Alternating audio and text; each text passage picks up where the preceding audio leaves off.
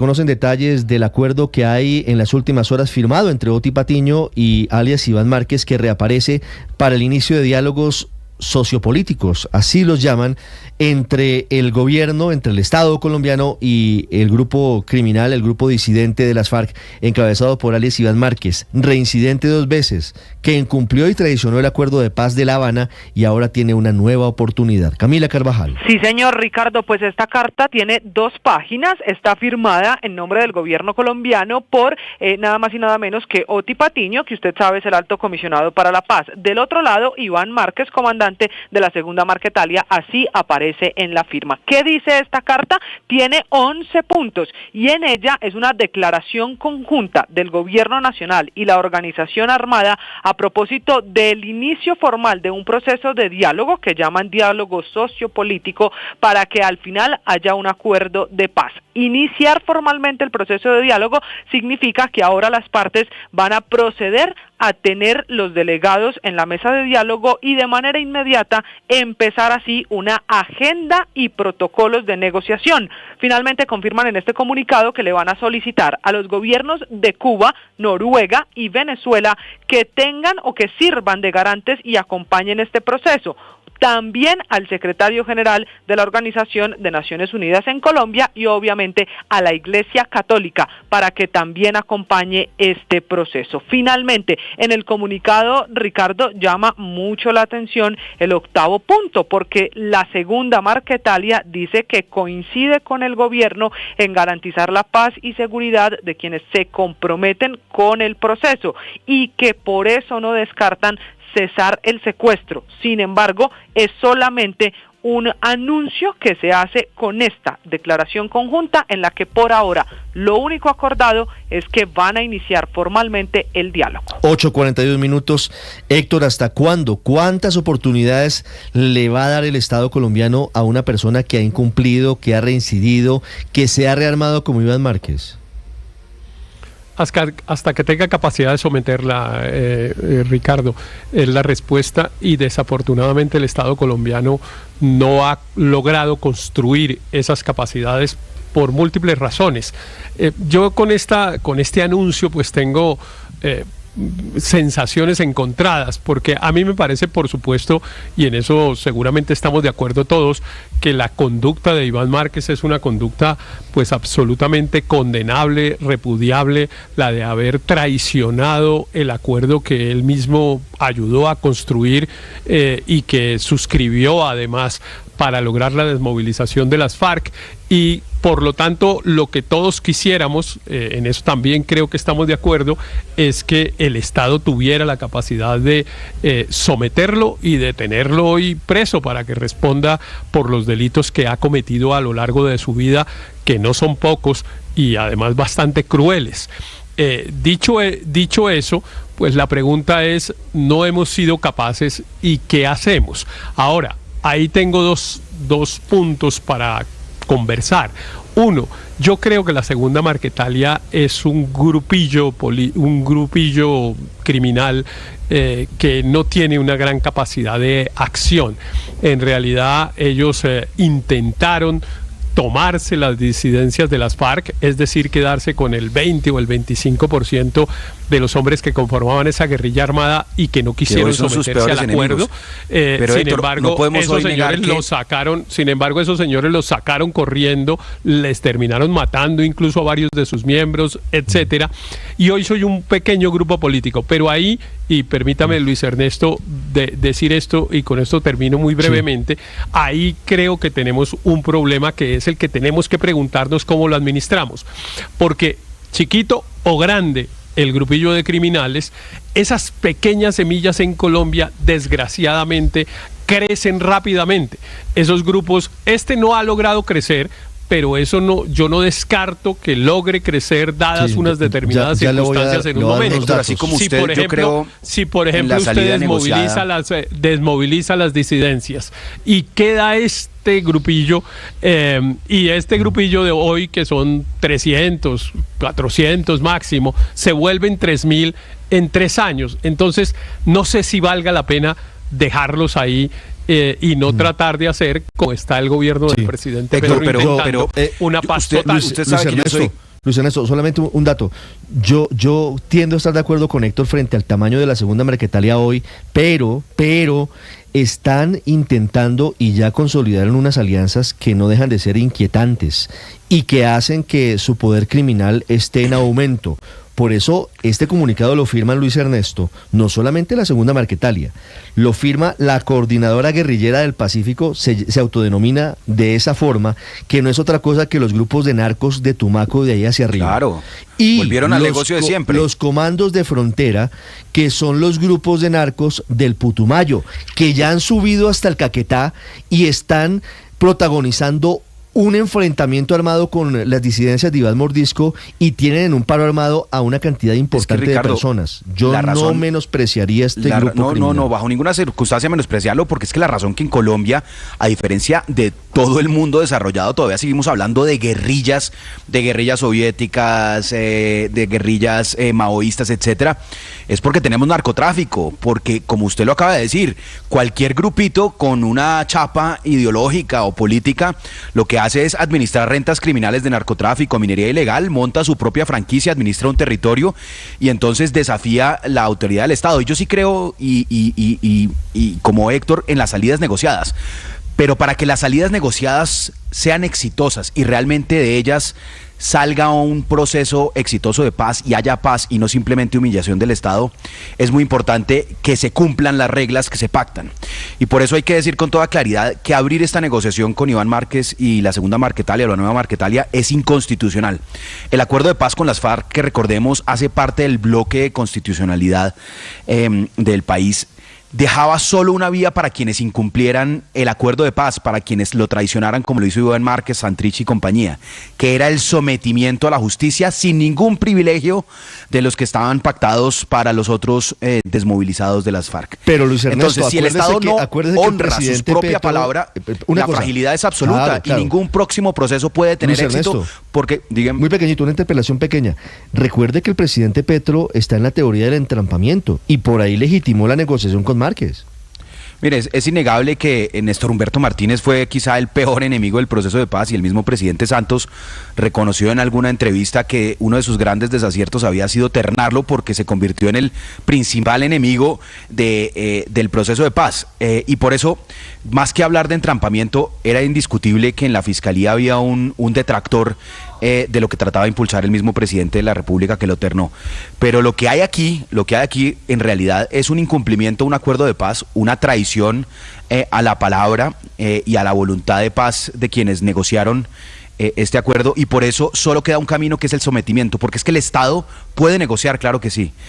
La mejor solución de los conflictos es el diálogo y no la violencia, pero también el Estado es el único legítimo para ejercer esa violencia en un territorio, y cuando declina o renuncia a esa facultad, lo que sigue es el caos. Entonces, creo yo que con esta segunda Marquetalia el Estado no debería abrir una negociación, lo que debería hacer es someterlos a la justicia, porque esa es la mejor manera de que la mesa con el ELN y otras mesas avancen, porque se dan cuenta, Ricardo, que el Estado no solo está ahí para negociar, sino también para ejercer soberanía. 8:47. No, yo lo que ya le tengo noticias del ELN en minutos que no son alentadoras. María Consuelo. Pero yo lo que me pregunto es, en términos prácticos, ¿qué le pueden ofrecer a Iván Márquez que no tuviera ya con la negociación de La Habana? O sea, era congresista, tenía curul en el Congreso y por lo tanto podía participar en política de una manera legítima.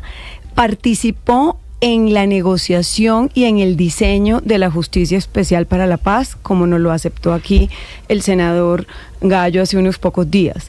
Entonces, ¿qué adicional pueden ofrecerle a Iván Márquez para que deje el narcotráfico, que es en realidad a lo que está pegado, al narcotráfico y a las rentas ilegales, para que se someta y para que negocie una participación legítima en la institucionalidad? Yo sinceramente no creo que haya mucho que le puedan ofrecer. 8:48 minutos de la mañana, Aurelio. Fíjese, María Camila, que la noticia tiene un truco, tiene una trampa, que de alguna manera trata de hacerle el esguince a lo que muy bien ha dicho Luis Ernesto. Es que no están hablando de diálogos de paz, están hablando de diálogos sociopolíticos. ¿Qué son esos diálogos? ¿Usted cree que es diferente? No, pues claro que por eso lo meten es así, para poder hacerle el esguince a la ley y al acuerdo de paz. Claro, pero es obvio. O sea, ahí no dice, estamos negociando la paz con el grupo La Segunda Marquetalia o Narcotalia del señor Iván Márquez y comandos de frontera y bueno, todo eso, etcétera, que usted mencionó. Dicen, es que están en unos diálogos sociopolíticos y comienzan a meterse por la puerta de atrás o por esa ventana a ver cómo le hacen el esguince al acuerdo de paz. A mí me parece que la palabra que utilizan, diálogos sociopolíticos, es un ardid, es un truco para que quienes hemos dicho que aquellos que se chuparon del acuerdo de paz no tienen solución, entonces sí, no, es que nosotros no estamos negociando con ellos la paz, estamos en un diálogo sociopolítico y entonces le hacen a eso un matiz y un esguince y engañan a la opinión, porque la verdad es que el país no acepta aquella frase famosa en la zona paisa, pa'l mamón no hay ley, y aquí le quieren hacer ley al mamón. Apúntese a Danilo Rueda, esa expresión de los diálogos sociopolíticos, que era como él los pretendía nombrar. Héctor, eso es retórica, eso es retórica. No, pues no, obviamente, es un diálogo de paz. Obviamente están en un diálogo de paz, y obviamente es como dice Luis Ernesto, que es no digamos el diálogo, pero la posibilidad de un acuerdo hoy no estaría dentro del marco constitucional, está prohibido constitucionalmente en forma expresa, lo cual no quiere decir que no se pueda cambiar la Constitución. Ese artículo, esa prohibición, pues tendría que someterse a un acto legislativo y a reformarse y a modificarse como se adoptó. De hecho, también cuando se hizo el acuerdo con las FARC, pues fue necesario aprobar no uno, sino varios actos legislativos para adecuar a la Constitución el acuerdo con las FARC. Pero a mí me parece que... Pero ¿quién garantiza, Héctor, que eso va a salir adelante? Porque pueden ensillar nadie, ¿no? Por supuesto que nadie, como nadie garantizaba antes también que el Congreso aprobara el acuerdo con las FARC. Es que todos los acuerdos siempre después tienen un control político en el Congreso. Cuando se desmovilizó el M-19 había que aprobar una amnistía y la tenía que aprobar el Congreso. Y claro que el gobierno no podía garantizar que eso iba a pasar, pero pues siempre ofrece que logra conseguir la mayoría para hacerlo, y me imagino que esto también lo harán. Pero me parece que Ricardo, pero este es un cuestionamiento, el punto preciso sí es el de María Consuelo, que es, bueno, superemos esa parte inicial y preguntémonos qué es lo que le pueden ofrecer a Iván Márquez y su cuadrilla, que ya no le hayan ofrecido. Pues yo la verdad lo que creo, y aquí me lo estaba escribiendo una persona que conoce muy bien estos temas, que es que Iván Márquez de alguna manera está arrepentido de haberse salido del acuerdo y que lo que quiere es volver a entrar, que lo que quiere es volver a tener las reglas que se pactaron en ese momento en La Habana. Y me parece que el razonamiento es bastante posible, que realmente Márquez pues no esté buscando nada distinto de que, bueno, déjeme envolver a la JEP y pues no sé, los beneficios económicos que tienen los desmovilizados para que su cuadrilla quede ahí metida y tal. Porque es que tampoco les pueden dar más, digamos, ¿qué más le pueden ofrecer? Eso sería como lo máximo, que es perdonarle la traición y decirle, bueno, regrese. Que hayan incluido esa prohibición expresamente en la Constitución. Permíteme, Héctor, que hayan incluido esa prohibición expresamente en la Constitución. Yo ya me retiro. Pero es que sobre el punto que acabo de mencionar, Héctor. Lo que le voy a decir, pero le voy a decir una cosa, Luis Ernesto, antes de que me diga lo que me va a decir. Uno de los firmantes de ese acuerdo, que entre otras cosas traía esa regla, son los excombatientes, los que hoy son miembros de comunes. Esos señores que se enfrentaron mucho a Iván Márquez y que repudiaron mucho su conducta, hoy están dispuestos a volverlo a recibir en el acuerdo. Pero Héctor, que lo incluyeran en el bloque de constitucionalidad no era un simple tema de forma. Tenía un propósito, y era que si se quería volver a abrir un proceso con estos señores o con alguien que hubiera incumplido el acuerdo, requería de un proceso democrático en el Congreso para cambiar la Constitución y decir sí, estamos de acuerdo con que a estos tipos que fueron los traidores del acuerdo, que volvieron a las armas, que volvieron a narcotraficar, les demos otra oportunidad. Esto no puede ser voluntad simplemente de un gobernante, y por eso quedó en la Constitución, y por eso antes de abrir esta negociación debían haber cambiado la Constitución. Ricardo, yo creo que aquí hay tres, Daniel, para finalizar. Fíjese que hay tres dimensiones en las cuales se ha señalado lo problemático de esto. La primera, y yo creo que más importante, es la que señala Héctor, una contradicción jurídica porque viola la Constitución abrir un nuevo proceso de paz con las FARC. Dos, una práctica o pragmática, que es básicamente qué más se le puede ofrecer a Iván Márquez, más allá de curules, de lo que ya se le ofreció, de las garantías que ya se le ofrecieron, para que deje las armas y se incorpore a un proceso de paz. Y tres, una que no hemos señalado en este debate particular, y es qué le van a decir a las víctimas, es decir, las víctimas que fueron traicionadas, no el país o el gobierno, sino las víctimas de las atrocidades que cometieron las FARC, que aceptaron darle una responsabilidad, una oportunidad a las FARC, y que aceptaron un ofrecimiento de perdón. ¿Qué le van a explicar? Entonces yo creo que acá el gobierno debe dar explicaciones en esas tres dimensiones. La primera es una explicación a las Cortes, bajo qué marco legal está abriendo unos diálogos de paz con las disidencias de las FARC. Una práctica y pragmática que yo creo que nos la debe a la ciudadanía, que es qué más es que lo que le van a ofrecer a Iván Márquez para que esta vez sí cumpla lo que está negociando. Y tres, una a las víctimas de decir, los traicionaron y vamos a ofrecer otra oportunidad más para que resarzan todos los daños que cometieron y las masacres que a propósito de lo que dice Héctor, Álvaro, Julián Gallo, con quien hablamos ayer aquí en Mañanas Blue, Carlos Antonio Lozada en las FARC, hoy senador de la República, dice: saludamos el inicio de conversaciones formales con la segunda Marquetalia. Avanza la paz total. La violencia deberá desaparecer para siempre de la vida nacional. Importante seguir abriendo escenarios de diálogo con todos los actores armados que hoy perturban la paz en los territorios. En línea con eso, Ricardo, con lo que decía Héctor, pues si realmente lo que esta gente está buscando es simplemente volver al proceso anterior, porque ¿qué se les va a dar? Pues eso, no les va a dar nada más, obviamente.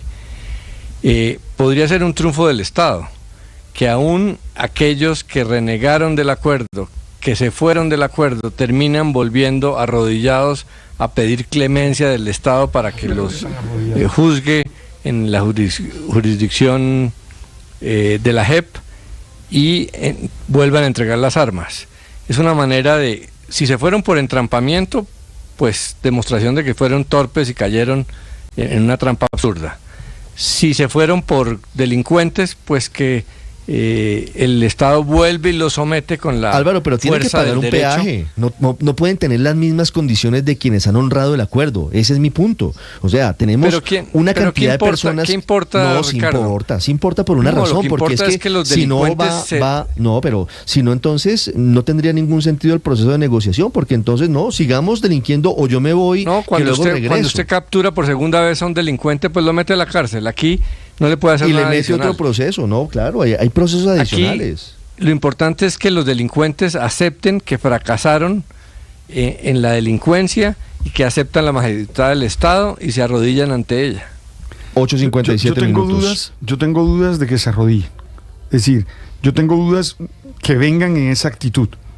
O sea, cuidado y piden más. Iván Márquez no es una cuidado persona... y piden más. O sea, yo quisiera que fuera así como lo está planteando Álvaro. Ahora, es un hombre... A mí me parecería bien. Es un hombre que está disminuido físicamente por la explosión de una granada que casi le quita la vida. Pragmáticamente... No sé si eso lo ha hecho cambiar de opinión. Yo aceptaría, pragmáticamente yo aceptaría. Pero lo que no sé es si ellos vienen en esa actitud. Tengo 58 minutos, ya regresamos en Mañanas Blue.